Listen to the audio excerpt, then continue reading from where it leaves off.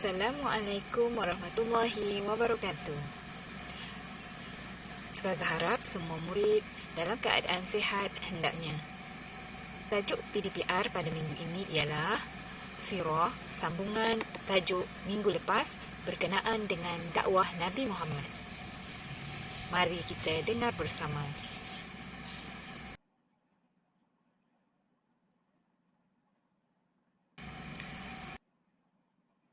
Okey murid-murid, kita sambung tajuk dakwah Nabi. Dan pada minggu ini kita akan belajar berkenaan dengan tentangan kafir Quraisy terhadap dakwah Nabi Muhammad. Murid-murid boleh merujuk buku teks muka surat 156. Okey. Pelbagai tentangan yang Nabi terima dan umat Islam dalam menyampaikan dakwah. Yang pertama ialah fitnah, yang kedua pemulauan, yang ketiga penyiksaan dan yang keempat pembunuhan. Kita tengok satu persatu. Fitnah. Orang Quraisy menuduh Nabi Muhammad SAW sebagai gila, ahli sihir dan pendusta. Mereka juga mendakwa Nabi Muhammad SAW ialah pemecah belah masyarakat dan pemutus hubungan silaturahim. Tentangan yang kedua ialah pemulauan. Orang Quraisy menghalang aktiviti berjual beli dan semua bentuk komunikasi dengan kaum muslimin termasuk perkahwinan. Tindakan itu menyebabkan kaum muslimin mengalami kelaparan dan tertekan. Pemulauan berlarutan selama hampir 3 tahun. Tentangan yang ketiga adalah dalam bentuk penyiksaan. Terdapat pelbagai siksaan yang dilakukan terhadap kaum muslimin seperti dijemur di padang pasir dan diletakkan batu yang besar di atas dada. Seperti yang berlaku kepada Saidina Bilal bin Rabah. Tentangan seterusnya ialah pembunuhan. Ada juga dalam kalangan para sahabat Nabi Muhammad SAW yang dibunuh dengan kejam seperti Saidina Yasir dan Saidatina Sumayyah. Seterusnya kita lihat pada akhlak Nabi dalam menghadapi tentangan. Yang pertama, bersabar. Nabi Muhammad SAW sentiasa bersabar dengan ujian dan cabaran.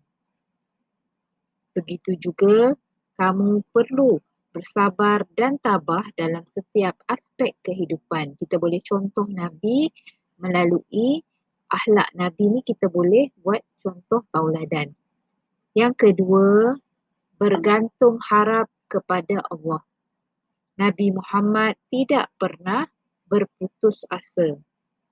Kamu juga kena sentiasa berdoa kepada Allah Subhanahu wa ta'ala dalam setiap usaha yang dilakukan. Yang ketiga, prihatin. Nabi Muhammad SAW mengutamakan kaum keluarga dalam berdakwah. Kamu boleh mencontohi Nabi Muhammad dengan sentiasa mengamalkan budaya menasihati dalam keluarga. Dan yang keempat, akhlak Nabi adalah berjiwa besar. Nabi Muhammad SAW sentiasa berhikmah dan tidak pernah berdendam. Murid-murid boleh mencontohi Nabi dengan sedia memaafkan kesalahan orang lain dan tidak membalas kejahatan orang lain dengan keburukan.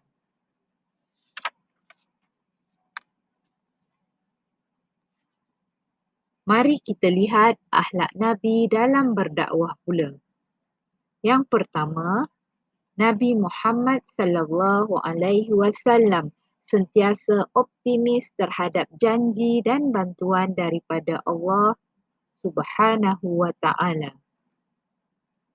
Nabi Muhammad sallallahu alaihi wasallam menolak tawaran daripada kafir Quraisy seperti pangkat, harta kekayaan dan wanita. Baginda tetap yakin dengan pertolongan Allah meneruskan usaha dakwah sehingga berjaya. Yang kedua, Nabi Muhammad seorang yang pendakwah yang penyayang. Ketika Nabi Muhammad sallallahu alaihi wasallam berdakwah di Taif, penduduk Taif menolak dakwah baginda dengan mengusir dan mencederakan baginda. Lalu datang malaikat membuat tawaran kepada baginda untuk membinasakan mereka. Baginda menolaknya lalu berdoa agar mereka menerima hidayah. Nabi tidak membalas sebarang kejahatan kerana Nabi Muhammad merupakan seorang yang penyayang. Yang ketiga, Nabi Muhammad juga seorang pemaaf. Semasa peristiwa pembukaan kota Mekah, baginda telah membebaskan penduduk Mekah yang pernah melakukan kejahatan kepada baginda dan memaafkan mereka. Ya murid-murid, melalui akhlak Nabi dalam berdakwah dan menghadapi tentangan, murid-murid boleh mengambil iktibar dan teladan agar kita dapat mengamalkan akhlak Nabi dalam kehidupan. Untuk itu sahaja minggu ini, diharap murid dapat memahami tajuk ini dengan baik dan murid-murid boleh menghubungi ustazah sekiranya masih belum faham. Itu sahaja untuk minggu ini. Assalamualaikum warahmatullahi wabarakatuh.